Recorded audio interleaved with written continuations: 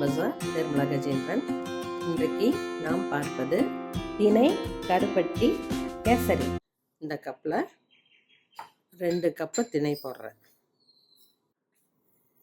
தினை அரிசியை நாம் கழுவி வறுத்தா வறுபடாது, அதனால் இதை லேசாக வறுத்துருவோம்.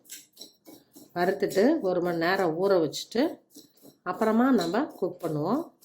குக்கரில் போட்டால் தான் நல்லா சாஃப்டாக கிடைக்கும். ஃப்ளேமை குறைச்சி வச்சுட்டு வறுப்போம். சடன்னு பொரியுது, ஆஃப் பண்ணிடுவோம். இதை நம்ம தண்ணியில் போட்டு 1 to 1.5 மணி நேரம் ஊற வச்சிடலாம். குக்கரில் 2.5 டம்ளர் தண்ணி விட்டுருக்கேன். தினை 1.5 மணி நேரம் ஊறிடுச்சு. இதை 2-3 தடவை வாஷ் பண்ணிடணும். அதில் இருக்கிற உமியெல்லாம் வந்துடணும். அப்போ தான் ஈஸியாக டைஜஸ்ட் ஆகும்னு சொல்லுவாங்க. கழுவிட்டு குக்கரில் போட்டுடலாம். கழுவிட்டேன், குக்கரில் போட்டுடலாம்.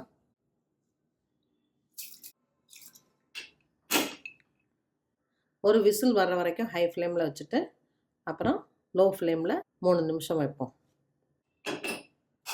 ஓப்பன் பண்ணி பார்ப்போம். தினை நல்லா வெந்துடுச்சு. கருப்பட்டி போட்டுடலாம். தினை அரிசி எடுத்த அதே மெஷர்மெண்ட் கப்பில் 1.5 போடுறேன். டேஸ்ட்டு பார்த்துக்கிட்டு கூட ஆட் பண்ணிக்கலாம். நல்லா கிளறி விட்டுட்டு கொஞ்சம் சிம்மில் வைப்போம்.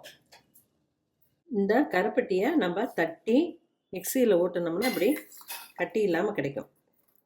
நம்ம காஃபி, பால் எல்லாத்துக்குமே போட்டுக்கலாம். முக்கியமாக குழந்தைகளுக்கு யூஸ் பண்ணிக்கலாம். இது சிம்லேயே இருக்கட்டும். நம்ம முந்திரியை வறுத்துப்போம்.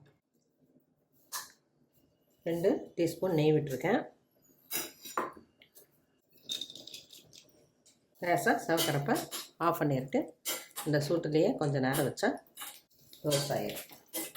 திராட்சை, பாதாம் கூட போட்டுக்கலாம். கெட்டி ஆயிடுச்சு, நெய் ஆட் பண்ணிக்கலாம். 2 டீஸ்பூன் நெய் விட்டுருக்கேன். ஏலக்காய் 1 பொடி பண்ணி போட்டிருக்கேன். ரொம்ப போட வேண்டாம். வறுத்த முந்திரி போட்டுடலாம். இந்த கன்சிஸ்டன்சி இருக்கிற மாதிரி பார்த்துக்கணும். கடைசியாக 2 டீஸ்பூன் ஊற்றி இறக்குவோம்.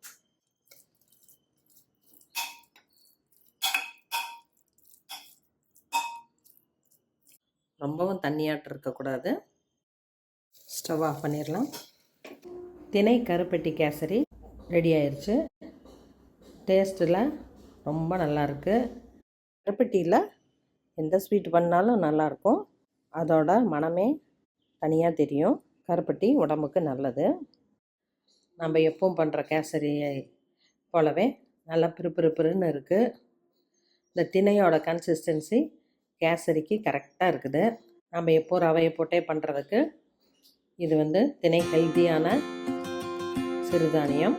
ரவைக்கு மாற்றாக இதை யூஸ் பண்ணிக்கலாம். செஞ்சு பாருங்கள், சாப்பிட்டு பாருங்கள். பிடிச்சிருந்தா சப்ஸ்கிரைப் பண்ணுங்கள், ஷேர் பண்ணுங்கள். தேங்க்யூ.